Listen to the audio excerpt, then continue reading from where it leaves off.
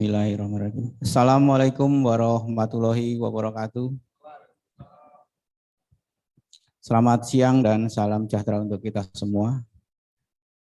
Bapak Ibu sekalian, pertama-tama kita panjatkan puji syukur kehadirat Allah Subhanahu wa taala yang telah memberikan kita kesehatan sehingga kita dapat mengikuti Bintek dari Kemendagri dari pagi hingga siang ini. Oke. Sebelumnya perkenalkan, mungkin tadi sudah disampaikan oleh moderator bahwa kami adalah, nama saya Di Parwoko dari Suku Dinas Penanggulangan Jakarta Timur. Kami diminta memberikan sharing tentang pemeriksaan dan pengujian proteksi kebakaran.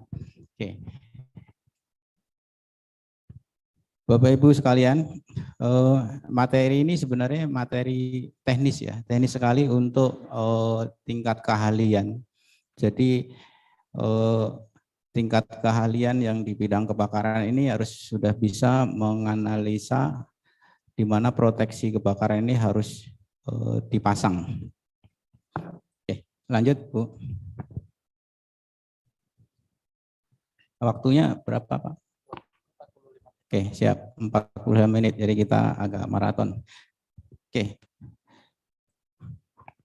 Dalam pemeriksaan atau pengujian proteksi kebakaran, kita harus mempunyai peraturan, jadi mengacunya kepada aturan. Jadi tidak bisa kita disclaimer atau menurut saya. Jadi semuanya harus mengacu kepada peraturan. Apa yang dikatakan bahwa ini sesuai atau tidak, ini harus mengacu kepada aturan. Yang tertinggi adalah Undang-Undang Bangunan Gedung. Bahwa sebuah bangunan gedung harus dipersyaratkan memasang proteksi kebakaran, itu ada aturannya. Jadi sebagai inspektur, sebagai ahli di bidang kebakaran harus bisa menganalisa bahwa ini di mana aturannya. Jadi tidak disclaimer Pak. Jadi kalau kita memeriksa atau menguji suatu proteksi kebakaran harus ada rujukannya. Ada rujukannya. Yang pertama itu rujukan yang paling atas adalah Undang-Undang Bangunan Gedung nomor 28 tahun 2002. Untuk teknisnya, persyaratan teknis proteksi kebakaran nomor 26 PRT M 2008, yaitu tentang persyaratan teknis sistem proteksi kebakaran bangunan gedung dan lingkungan. Nah ini khusus sudah teknis ini, jadi semua bangunan yang ada di Indonesia jadi harus secara teknis harus mengikuti peraturan Kemenpu ini.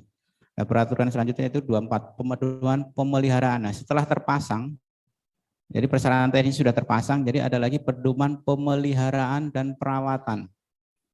Ini ada di Permen PU 24 nomor tahun 2008 dan peraturan PU nomor 20 tahun 2009 tentang teknis manajemen proteksi kebakaran atau kita sebutnya biasanya MKKG atau Emergency Response Time, sama, hanya namanya saja. Kalau di Permen PU namanya manajemen proteksi kebakaran, jadi MPK, biasanya MKKG tapi MPK sama saja, hanya penyebutan atau peran.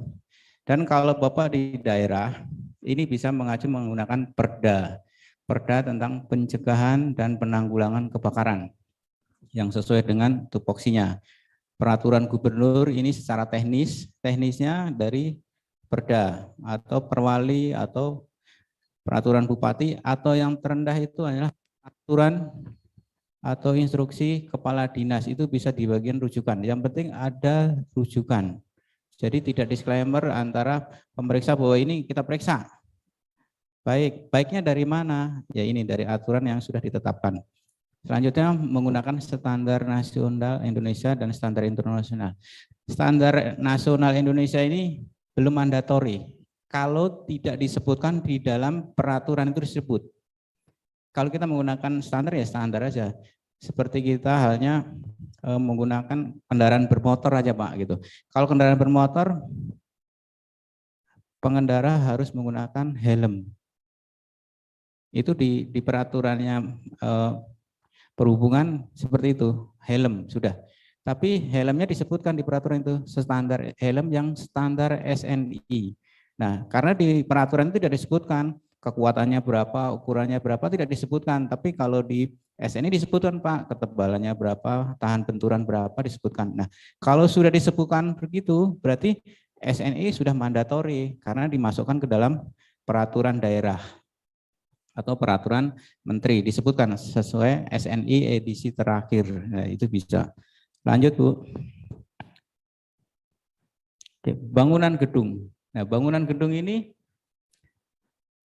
sesuai dengan Undang-Undang Bangunan adalah wujud fisik. Jadi wujud fisik yang berfungsi sebagai tempat melakukan kegiatan manusia. Jadi wujud fisik. Jadi itu baik hunian, tempat tinggal atau kegiatan keamanan. Jadi hanya fungsinya aja digunakan untuk industri, untuk perdagangan, untuk kantor, untuk hotel, untuk apartemen itu fungsinya, tapi bentuknya udah wujud fisik. Jadi bangunan gedung. Nah, setiap bangunan gedung ini harus memenuhi persyaratan. Persyaratannya apa? Administratif. Administratif berarti sertifikat layak fungsi, SLO, dan lain sebagainya. EMB itu namanya persyaratan administratif. Nah, ada lagi persyaratan teknis. Persyaratan teknis itu apa? Persyaratan teknis di Undang-Undang Bangunan Gedung adalah persyaratan kehandalan bangunan gedung. Jadi di dalam bangunan gedung ini ada persyaratan teknisnya apa? Seperti harus dipasang proteksi kebakaran, itu teknis. Persyaratannya administrasi sudah lolos, tapi secara teknisnya belum. Nah, teknisnya ini mengacu kepada peraturan tentang teknis persyaratan tentang proteksi kebakaran, kehandalan gedung dan lain sebagainya.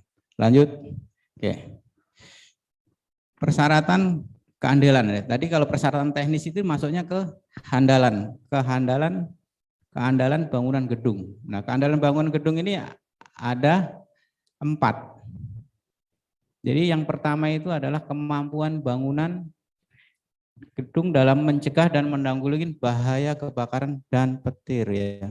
Kemampuan dari mencegah menanggulangi bahaya kebakaran. Ini nomor 1. Jadi aspek keselamatan nomor 1. Yang kedua adalah aspek kesehatan. Yang ketiga, kenyamanan dan kemudahan. Jadi bangunan gedung ini ada 4. Pertama, keselamatan. Nah, sekarang mungkin Bapak-Bapak yang ada di ruangan ini, kalau Bapak melihat bangunan gedung ini, mungkin kalau dilihat dari segi kemudahan, mudah ya Pak ya. Ke sana, ke sini, untuk kemudahan jalurnya mudah. Nyaman ya Pak ya. Kesehatannya nyaman, bersih. Tapi keselamatannya, Bapak bisa menentukan bahwa ini aman dari bahaya kebakaran atau belum? Bisa iya, bisa tidak. Sedangkan alat proteksi kebakaran tidak hanya terpasang. Oh, ada hidran kok, ada sprinkler. Kinerjanya seperti apa? Nah, kalau kita mau melihat kinerja ini sesuai dengan fungsinya, bahwa dia itu berfungsi dengan baik, harus dilakukan pengujian namanya, pengujian. Jadi alat pemadam kebakaran itu harus ada, tapi harus bekerja juga, tidak hanya ada. Di sini sudah ada hidran, ada alarm, ada sprinkler. Berfungsi apa enggak? Belum tahu. Nah, yang tahu siapa? Adalah pengelola. Dan dia akan bekerja pada saat digunakan. Lanjut Bu. Oke. Objek pemeriksaan. Nah, nanti objek pemeriksaan itu meliputi manajemen keselamatan gedung atau MPK tadi, manajemen proteksi kebakaran, atau pengelola yang mengelola tentang bagaimana mengelola suatu proteksi kebakaran. Jadi manajemennya itu kita lakukan audit bahwa dia pernah melakukan pelatihan atau tidak, bagaimana AED, ART untuk proteksi kebakarannya, lalu sarana penyelamatan jiwa. Kita lakukan bahwa sama penyelamatan jiwa itu lebih penting dari yang lain karena harus bisa menyelamatkan diri. Yang ketiganya, akses pemadam kebakaran. Akses itu kalau sarana penyelamatan jiwa itu berarti orang dari dalam bangunan keluar menyelamatkan diri. Tapi kalau akses berarti petugas. Bagaimana petugas ini bisa masuk menyelamatkan orang yang di dalam, memadamkan orang dalam. Jadi akses itu berarti orang masuk. Gitu. Jadi bagaimana kita untuk pemadaman, untuk menyelamatkan orang. Yang selanjutnya adalah proteksi kebakaran. Nah, proteksi kebakaran ini yang akan kita bahas nanti bagaimana cara menguji, cara memeriksa. Jadi proteksi kebakaran ini ada yang diperiksa, ada yang diuji. Lanjut. Oke. Setelah ada pemeriksaan pengujian, ini ada dua output. Outputnya dua. Jika dalam pemeriksaan ini sesuai dengan ketentuan yang berlaku, maka akan diberikan rekomendasi keselamatan. Berikan rekomendasi. Dan kalau tidak memenuhi syarat, maka akan diberikan rekomendasi perbaikan, pengawasan, pembinaan, dan penindakan. Ya, penindakan, Pak. Kalau tadi Pak Haji Wirawan sudah menyampaikan bahwa beliau itu penyelidik. Penyelidik berarti pasca kejadian. Pasca kejadian, ada kejadian diselidikin apa penyebabnya. Kalau penyidik, nah kalau kami sebagai inspektur juga sebagai PPNS Pak kami. PPNS itu penyidik.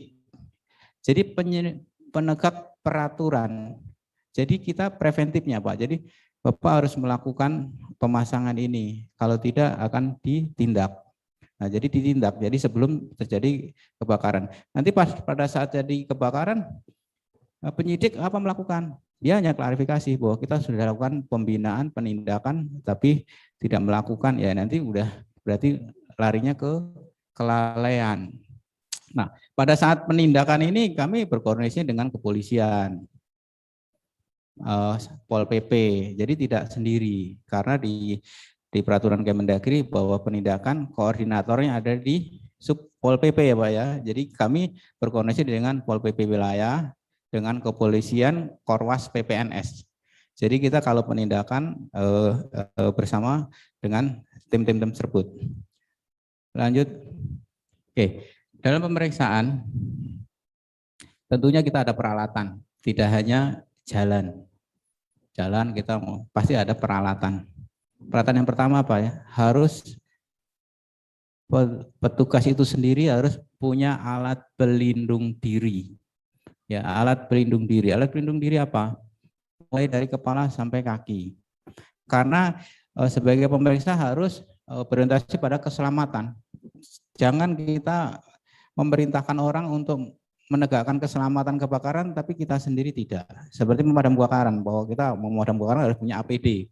Kita memadamkan sama dengan seorang inspektur atau pemeriksa itu punya APD. Dari helm, rompi, sepatu safety, kacamata, dan lain sebagainya. Ini dari segi safety. Nah, kalau peralatan-peralatan ini banyak sih.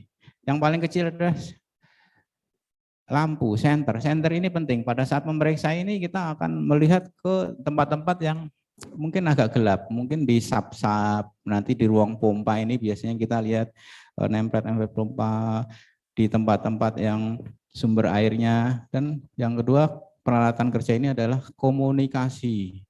Jadi kalau seorang pemeriksa nanti memeriksa harus komunikasi antara di ruang pompa dan yang ada di lapangan dilakukan komunikasi. Dan peralatan uji. Nah, ini peralatan uji ini, apa yang akan kita uji? Kalau kita berbasis air, kita bisa menggunakan pitot gauge, bahwa nanti tekanannya berapa. Kalau kita mau lihat tekanan, berarti kita juga akan mau lihat air. Sebenarnya kalau untuk pemadaman, apakah perlu hanya tekanan? Tidak. Harus tahu bahwa air yang mengalir ini berapa liter per menit. Nah, itu gunakanlah namanya flow meter. Ini alat-alat ukur. Dan lux meter ini untuk mengukur terang cahaya. Jadi seperti di sini, ini terang cahayanya berapa lux? Nanti ada Pak, jadi lux, berapa lux? Jadi ada 200 lux.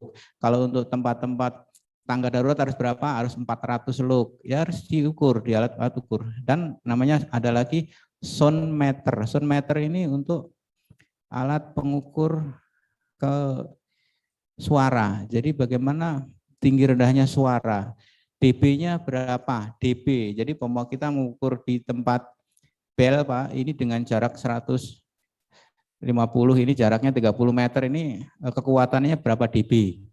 Nah, nanti biasanya di tempat industri, kalau di tempat industri biasanya ada kebisingan.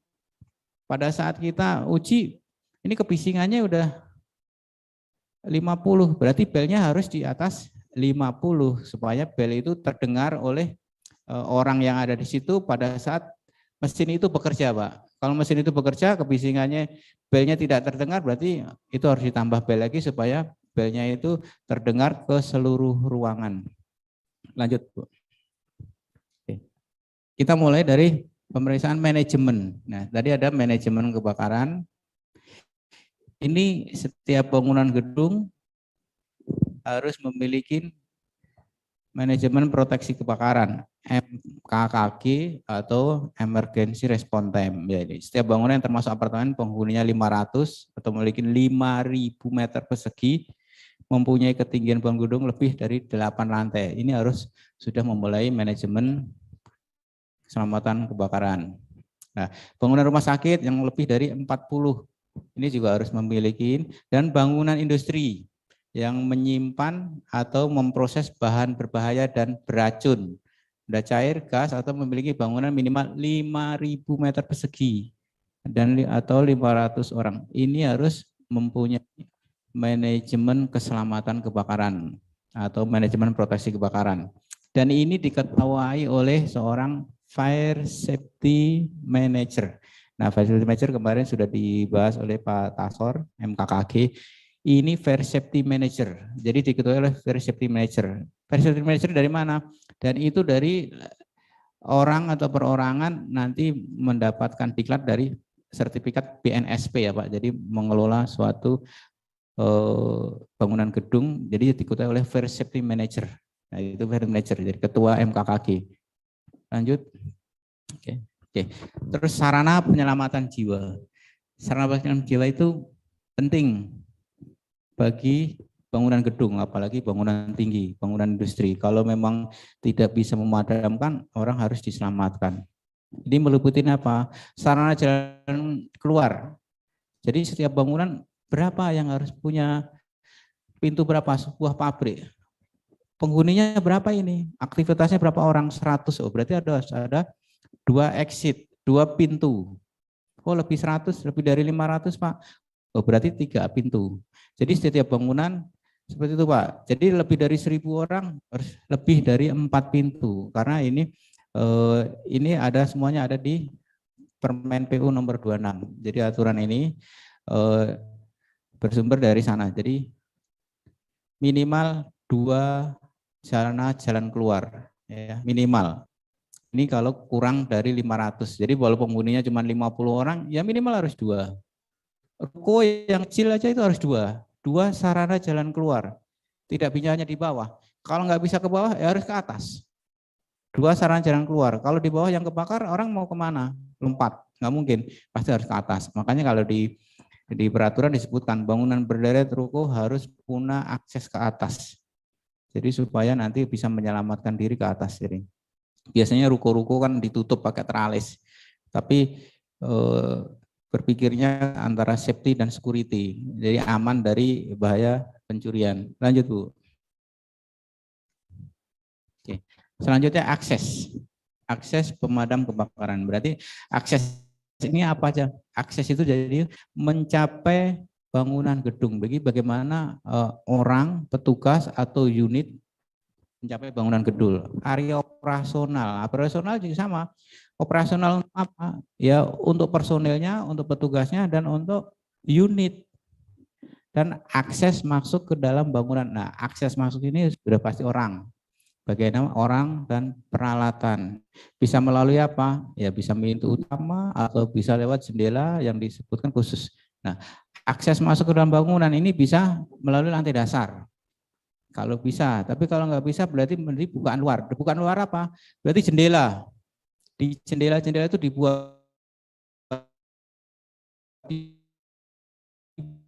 beri tanda bahwa ini akses. Ada di situ kalau memang bisa untuk bukaan akses masuk, kita beli tanda. Oh, ini bisa pada saat kondisi darurat ini bisa dibuka dari luar. Itu namanya akses masuk. Tapi jangan di tempat yang berbahaya. Pas masuk nanti tempat barang berbahaya. Jadi pas diberi tanda di Permen PU sudah jelas bahwa tandanya itu ukurannya sudah jelas di situ, warnanya. Tapi kondisi normal dia tidak dibuka, Pak. Ditutup seperti biasa. Tapi kondisi darurat dia bisa dibuka, dirusak jadi pintu masuk untuk proses pemadaman dan penyelamatan. Itu untuk bangunan gedung di atas juga seperti itu. Ada jendela, harus ada bukaan, bisa dibuka. Karena kalau melewat bawah tidak bisa, ya harus lewat dinding luar, seperti itu. Lanjut, Bu. Oke. Kita lanjut ke kinerja proteksi. Kinerja proteksi kebakaran, ini ada fasenya. Jadi mengikuti fase pertumbuhan api. Nah, fase pertumbuhan api itu dari mana awalnya? Ini disampaikan bahwa seorang facility manager atau pengelola gedung ini untuk pemadaman awal ini hanya punya waktu 3 menit pertama.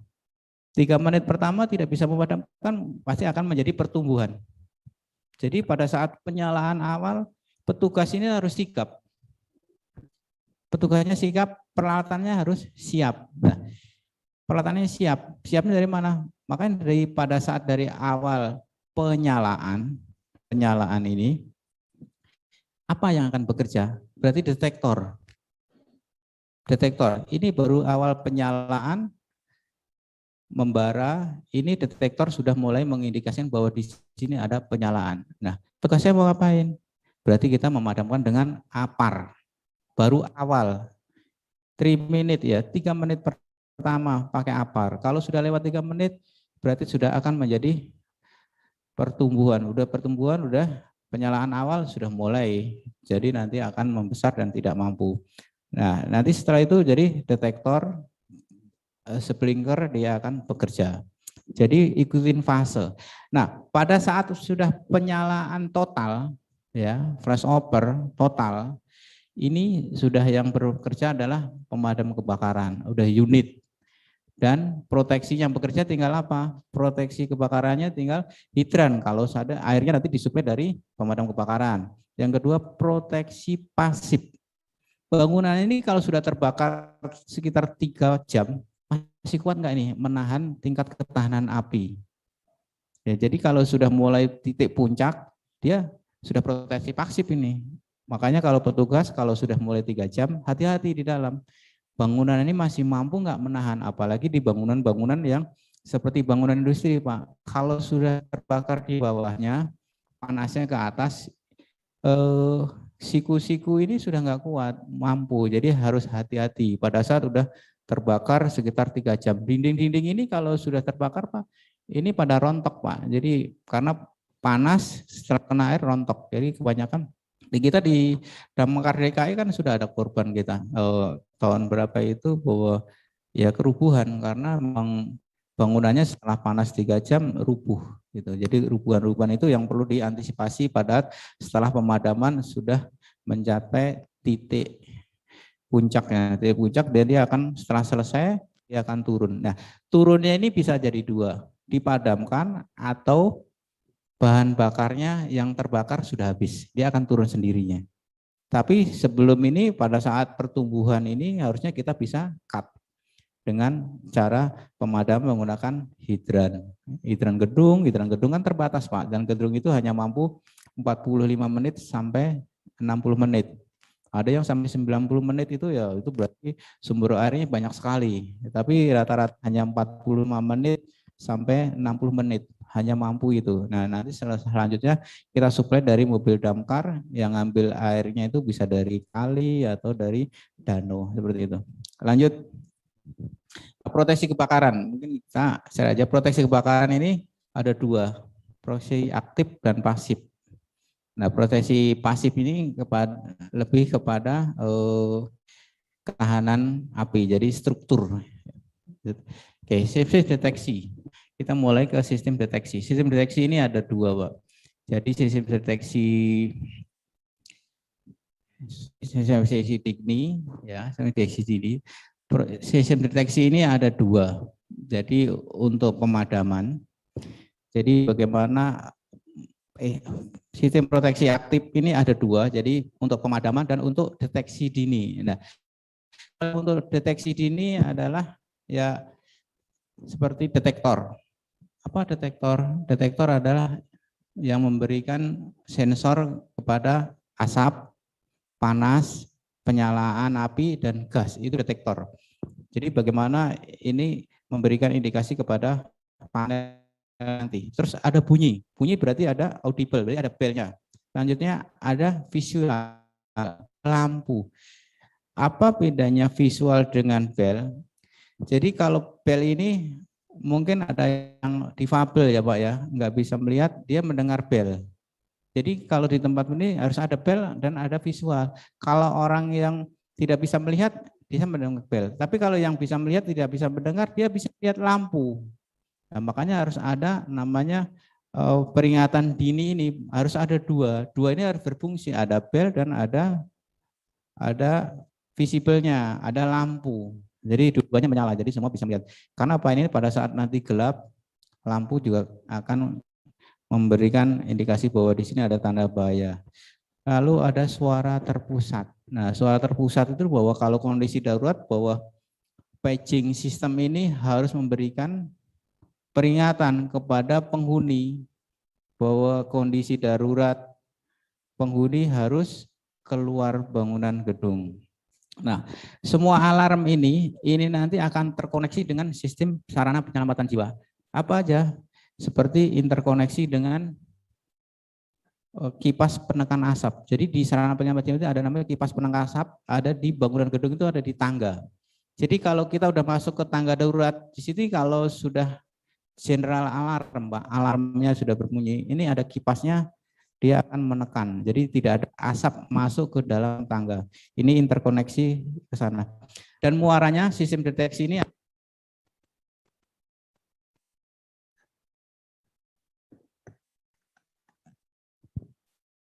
muaranya ini adalah ada di panel alarm, panel kontrolnya. Jadi kalau ada sensornya seperti di sini detektor, tapi tidak ada panelnya, tidak akan berbunyi, kecuali ada yang detektor namanya detektor yang independen yang pakai baterai, tapi tidak untuk bangunan gedung, hanya untuk kamar-kamar. Nah, selanjutnya panel alarm. Panel alarm ini dibagi 3, Pak.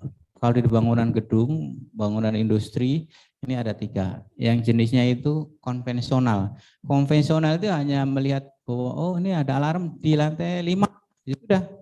Alarm di lantai 5 saja, dan ini untuk bangunan gedung yang tidak terlalu besar, hanya 8 lantai ke bawah, tapi tidak luas, tidak seperti mall ya. Kalau mall harus sudah menggunakan full addressable atau semi addressable. Nah, kalau semi addressable ini bisa menunjukkan lantai dan menunjukkan zona. Zona itu bagian, umpama di sini ada zona barat, zona timur, bagian barat, bagian timur, bagian utara, bagian selatan, hanya bagian. Nah, ada lagi yang disebut panel full addressable. Nah, full addressable ini lebih canggih ya. Jadi sensornya itu bisa menunjukkan lantai, menunjukkan bagiannya, zonanya, wilayah selatan, utara, barat, menunjukkan ruangannya. Nah, ini menunjukkan ruangan. Jadi ada di lantai 5 ini, oh ini ruangan apa nih? Ruang aula. Ya, ada di situ.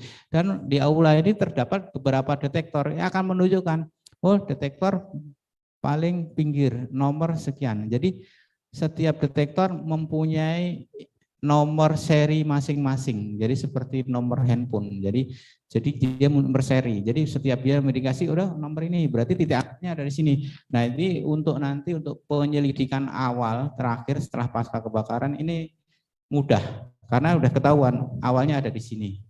Tapi kalau konvensional tidak. Kita dengan luas segini ada lantai 5 sebelah mana? Kita lari ke sana nggak akan nemu. Kebakaran jadi besar. Jadi ada full accessible ini yang lebih mendeteksi lebih akurat. Nah, lanjut. Pengujian. Nah, kalau detektor ini sudah terpasang, ini bekerja atau tidak kita tidak tahu. Karena tidak ada indikasi, tidak terlihat Pak ini. Berfungsi enggak? Enggak gitu. Seperti tempel saja ini Pak nih. Kalau Bapak lihat ada di sini ya detektor. Bekerja atau tidak? Tidak tahu. Supaya kita tahu bekerja atau tidak, kita harus lakukan pengujian. Nah, pengujian dengan cara apa? Nah, sedangkan dengan jenis detektor ada beberapa jenis. Kalau smog ini ada jenisnya ionisasi, ada jenis fotoelektrik. Jadi dia mensensor asap ya Pak, ya ada asap nanti masuk ke chamber dia akan memberi indikasi. Nah ini ada pengujian heat detector. Heat detector ada beberapa jenis, ada yang ROR ya. Jadi dia bekerjanya kenaikan suhu. Yang terpasang di sini ada jenis ROR. Kenaikan suhu cepat 7 sampai 10 derajat Celcius per detik dia akan memberikan indikasi. Tapi secara visual ini tidak bisa Pak, ini bekerja apa enggak? Kita tidak tahu. Karena lampunya juga tidak menyala. Nanti kalau sudah ada indikasi baru dia akan lampunya menyala. Dan ada dua, satu lagi detektor panas itu jenisnya fixed temperature. Jadi tetap dia pada saat suhu 50 derajat dia akan memberi indikasi. Yang tadi ROR itu kenaikan cepat ya Pak. Jadi pas seperti ini pas ada kenaikan cepat dia akan memberikan indikasi. Tapi ada yang fixed temperature tetap. Jadi 58 derajat Celcius dia langsung memberikan indikasi. Dan ada yang keduanya. Jadi gabungan antara fixed dan ROR digabung jadi satu. Nah, ini yang untuk fixed temperature untuk menguji agak sulit karena apa? Kalau dipanaskan dia lepas dan lepas sudah nggak berfungsi karena sih sudah lepas. Gitu. Jadi ini tidak bisa diuji kalau fixnya yang model-model seperti di gambar ini tidak bisa dipanaskan, panaskan langsung rusak. Nah, kalau yang kombinasi seperti ini kombinasinya yang ROR-nya yang kita uji. Jadi di bagian pinggirnya ini, bagian luarnya yang dipanaskan. Bagian tengah tidak boleh, karena kalau bagian di tengah dipanaskan langsung error, langsung sudah nggak bisa dipakai. Jadi panaskan yang bagian luarnya. Untuk menguji ini biasanya kita lakukan dengan di jumper atau menggunakan alat detektor gitu. Oke, lanjut. Lanjut, Bu.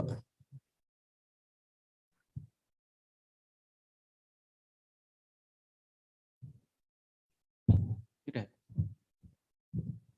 Oke, ini lanjut lagi Pak, tadi udah cerah, lanjut. Oke. Nah, ini skematik ya, diagram alarm kebakaran. Jadi bagaimana alarm kebakaran ini akan interkoneksi dengan sistem lain. Bisa diklik Pak, silakan. Kalau kita ada penyalaan, diklik Pak, silakan diklik.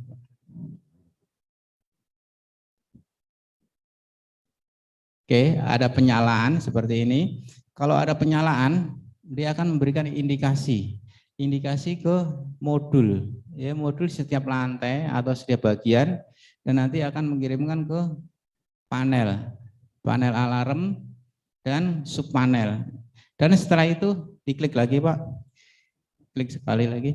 Jadi setelah itu dia akan interkoneksi dengan sistem kipas penekan asap, dengan AHU, air handling unit, lampu pintu otomatis dan lift kebakaran. Jadi interkoneksi ke sana. Nanti pada saat dilanjutkan. Oke, itu tadi untuk sistem deteksi dan alarm kebakaran. Selanjutnya ke sistem pipa tegak. Itu Pak, dari pipa tegak Pak. Sebelumnya Pak, ya. Oke, pemeriksaan dan pengujian sistem hidran kebakaran atau sistem pipa tegak dan serta hidran halaman. Apa yang dilakukan pemeriksaan? Melakukan kontrolnya. Kontrolnya untuk pompa kebakaran itu adalah pressure switch dan pressure gauge. Jadi di situ ada manometer yang bisa mendeteksi bahwa di pipa ini ada air atau tidak, ada tekanan atau tidak. Itu kontrol di sana. Terus bagaimana pengisapannya, sistem pengisapannya? Pengisapan untuk di pompa-pompa ini ada yang positif negatif. Yang negatif itu berarti pompanya di atas permukaan air. Tapi kalau yang positif berarti permukaan pompanya di bawah permukaan air. Jadi di bawahnya, di sisi sebelahnya. Kalau yang untuk pompa-pompa negatif berarti sumber airnya ada di bawah, pompanya ada di atasnya. Jadi ngisepnya negatif. Kalau yang positif yaitu sumber airnya di sampingnya, pompanya di sebelahnya. Jadi pengisapannya satu positif dan tidak menemui kegagalan. Kalau negatif banyak kegagalannya, harus dipancing atau seperti apa. Di Jakarta yang untuk negatif sudah tidak diperbolehkan, harus semuanya positif suction, jadi pengisapan positif. Nah, untuk pompa kebakaran Ini yang diperiksa-periksanya adalah panelnya dan pompanya itu. Di situ ada berapa Q-nya, berapa kapasitasnya, dan berapa daya tekannya. Selanjutnya bagaimana pemipaannya, sambungannya, terus hidran, penempatannya, isinya, isinya, dan selanjutnya. Oke, dilanjut.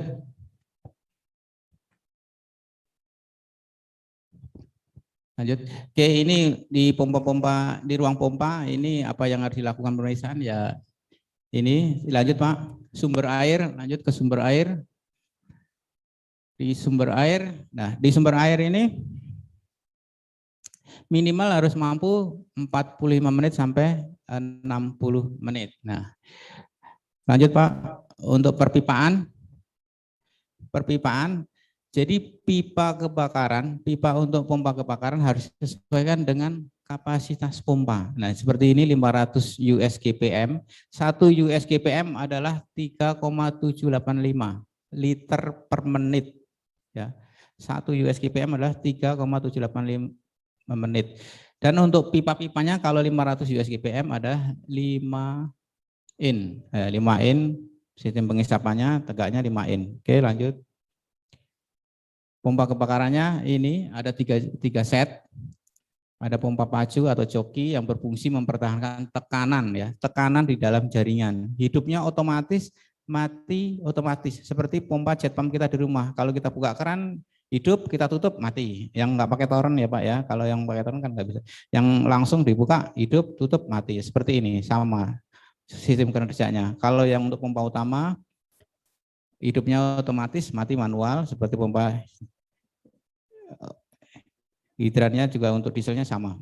Lanjut Pak. Oke, ini kinerja pompa, bahwa pompa itu bekerjanya berurutan. Nomor 1 adalah joki untuk menstabilkan tekanan kalau kita buka. Terus elektrik pump pompa utama dan pompa cadangan. Oke Pak, lanjut. Waktunya tinggal 5 menit. Lanjut. Oke, ini dilanjut aja Pak, lanjut. Diklik aja. Nah, ini kinerjanya seperti ini. Kalau pompanya akan bergantian, dibuka 1 akan hidup yang pompa jokinya, buka 2 akan pompa elektrik, pompa 3 dan lanjutnya. Lanjut Pak, lanjut. Oke, tekanan. Nah, tekanan air untuk hidran 1,5 in ini adalah minimal 4,5 titik terjauhnya dan maksimal 6,9. Sedangkan untuk yang 2,5 adalah 6,9, yang terberat adalah 12,1 bar atau 105 PSI. Nah, apabila tekanan melebihi dari 12 untuk ukuran 2,5 in adalah dipasang PRV ya, pengurang tekanan atau pressure reducing valve. Jadi pengurang tekanan supaya tidak melebihi tekanan melebihi dari yang dipersyaratkan. Lanjut Pak.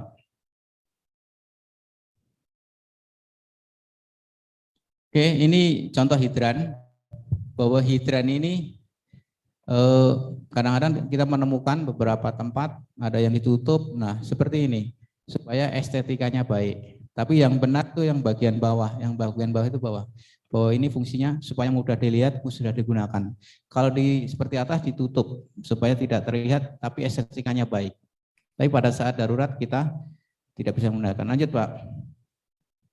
Nah ini kita sudut pandang saja, perspektif. Kita mau lihat dari mana, estetika atau safety atau penggunaan. Ya, kita sudut pandangnya dari mana. Kalau safety berarti harus disesuaikan. Mudah dilihat, mudah dijangkau, mudah digunakan. Lanjut Pak. Oke, ini untuk alat pemadam api ringan. Lanjut Pak. Terus alat pemadam api ringan yang dilihat adalah penempatannya, pressure-nya, dan digunakan untuk yang lain. Lanjut Pak, lanjut. Enggak Pak. Oke, ini peletakannya harus tepat. Lanjut. Diklik Pak, sekali Pak. Oke, bagaimana kalau seperti ini? Berarti kembalikan kepada estetika. Estetika baik Pak, tapi pada kondisi darurat kita tidak bisa digunakan karena ini benar apar atau lukisan. Padahal ini apar Pak, tapi karena dibuat seperti lukisan, jadi pada kondisi darurat dia ini apar bukan, sepertinya lukisan. Ya, jadi estetika, jadi harus mudah dilihat, mudah digunakan. Lanjut Pak. Oke, ini untuk sprinkler, sistem sprinkler hampir sama, jadi pompa-pompanya harus diperbaikin kalau rusak. Jadi ini pompanya biasanya gabung dengan sistem hidran. Lanjut Pak. Ini pemasangan sprinkler. Di mana harus dipasang? Berarti sesuaikan dengan suhunya. Suhu ruangan ini. Ruangan ini suhunya berapa? Jadi selisihnya itu adalah 30 derajat. Ya, 30 derajat. Jadi kalau memang suhu ruangannya ini hanya 30, ya kita bisa pasang yang 58. Jadi tidak boleh dipasangnya warnanya sama terus gitu. Tidak. Jadi harus disesuaikan dengan warna. Warnanya biasanya dilihat merah, ya merah karena suhu ruangannya hanya 30-an, 38, 40. Nah, kalau udah suhunya melebihi dari 49 rata-rata ya dipasangnya yang warna kuning. Seperti itu. Ini ya pemasangannya. Jadi tidak semuanya harus warna merah. Cuman kita lihatnya sebenarnya warna. Oke, lanjut. Nah, ini contoh-contoh. Jadi kalau tidak ada perawatan sprinkler, ini pipa sprinkler akan seperti ini, Pak. Pentingnya di flashing namanya, di drain. Karena dia bentuknya horizontal, jadi sering menjadi kerak. Jadi akan horizontal, harus sering dikuras. 6 bulan sekali dikuras. Kalau tidak ya akan seperti ini, akan mampet. Ya seperti kerak-kerak nanti pas keluar ada kebakaran, airnya kecil karena mampet di tempat ini. Oke, lanjut. Ini pemasangan sprinklernya yang benar di basement. Biasanya hanya lurus, tapi yang benar seperti ini pemasangannya. Karena apa? Asap ini cenderung naik ke atas dulu, baru ke samping.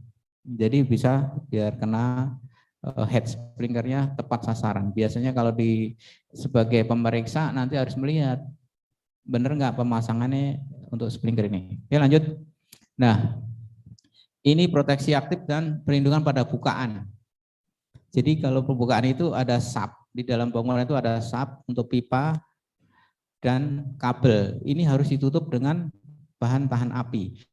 Nah, seperti di paling bawah ini adalah bekas kebakaran. Jadi kalau tidak ditutup dengan bahan yang tahan api, dia akan menjalar sampai ke atas. Makanya kenapa kita perlunya membawa senter ya, karena kita harus memeriksa seperti ini.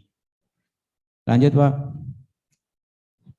Nah, ini alat pemadam khusus.